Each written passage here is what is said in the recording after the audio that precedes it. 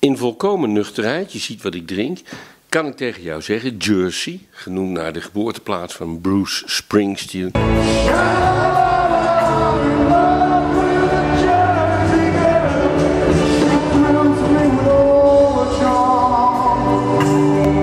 Dat jij een prachtige naam hebt.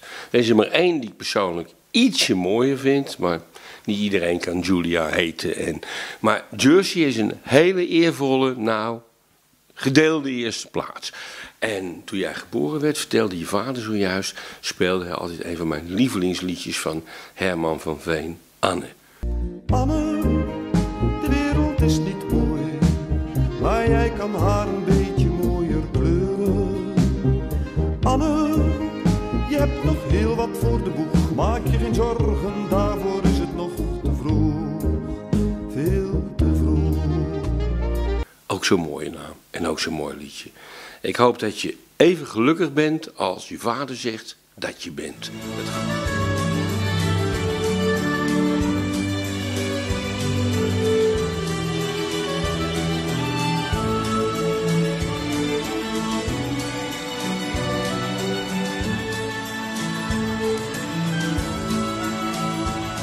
Dus ga nooit weg, ga nooit bij me weg.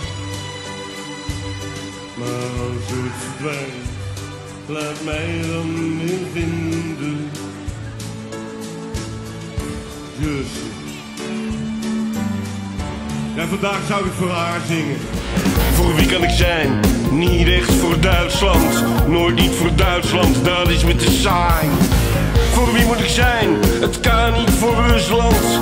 Niet voor Rusland, daar zijn ze zo taai.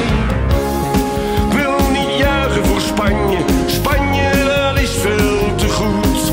En wat Engeland betreft, dat elftal is zo slecht. Voor wie moet ik zijn? Niet echt voor Polen.